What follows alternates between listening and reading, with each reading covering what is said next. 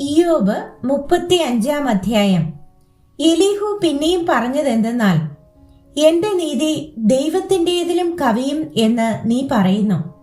ഇത് ന്യായം എന്ന് നീ നിരൂപിക്കുന്നുവോ? അതിനാൽ നിനക്ക് എന്ത് പ്രയോജനം എന്നും, ഞാൻ പാപം ചെയ്യുന്നതിനേക്കാൾ അതുകൊണ്ട് എനിക്കെന്തുപകാരം എന്നും നീ ചോദിക്കുന്നുവല്ലോ. നിന്നോടും നിന്നോടു കൂടെയുള്ള സ്നേഹിതന്മാരോടും ഞാൻ പ്രത്യുത്തരം പറയാം. നീ ആകാശത്തേക്ക് നോക്കി കാണുക, നിനക്ക് മീതെയുള്ള മേഘങ്ങളെ ദർശിക്കാം. നീ പാപം ചെയ്യുന്നതിനാൽ അവനോട് എന്ത് പ്രവർത്തിക്കുന്നു? നിന്റെ ലംഘനം പെരുകുന്നതിനാൽ നീ അവനോട് എന്ത് ചെയ്യുന്നു? നീ നീതിമാനായിരിക്കുന്നതിനാൽ അവൻ എന്ത് കൊടുക്കുന്നു? അല്ലെങ്കിൽ അവൻ നിന്റെ കയ്യിൽ നിന്ന് എന്ത് പ്രാപിക്കുന്നു?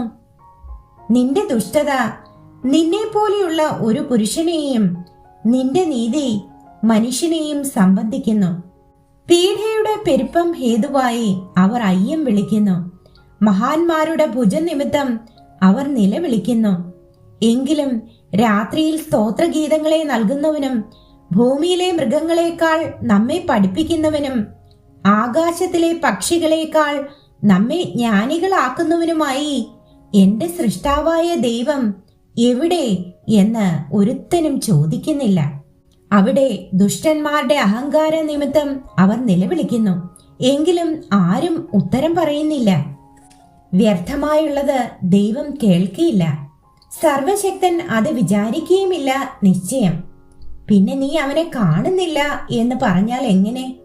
വ്യവഹാരം അവന്റെ മുൻപിൽ ഇരിക്കയാൽ നീ അവനായി കാത്തിരിക്ക. ഇപ്പോഴോ അവന്റെ കോപം സന്ദർശിക്കായിക കൊണ്ടും അവൻ അഹങ്കാരത്തെ അധികം ഗണ്യമാക്കായിക കൊണ്ടും ഇയ്യോബ് വൃഥാ തന്റെ വായ് തുറക്കുന്നു, അറിവ് കൂടാതെ വാക്ക് വർദ്ധിപ്പിക്കുന്നു.